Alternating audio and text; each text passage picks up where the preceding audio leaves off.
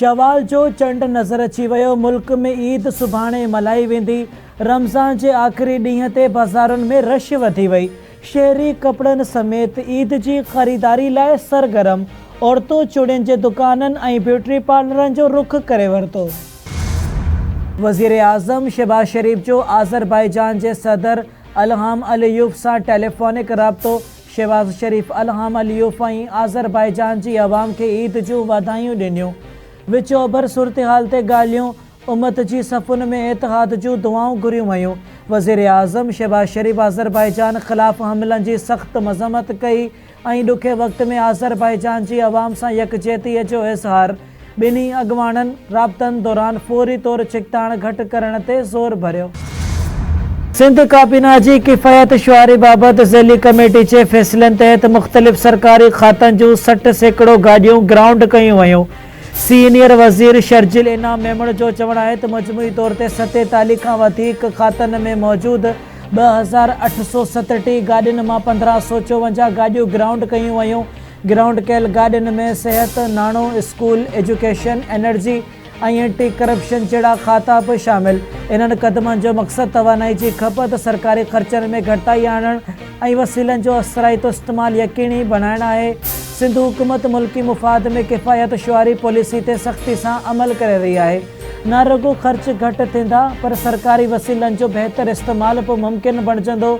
ज़रूरत मुताबिक अहम और हंगामी नोयत जूं गाड़ियों इस्तेमाल में रहंदियूं।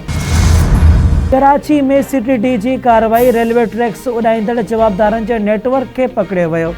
DIG CTD गुलाम असफर मैसर जो चवण है तो CTD कार्रवाई दौरान गुज़रियल रात 5 जवाबदारनि के गिरफ्तार किया।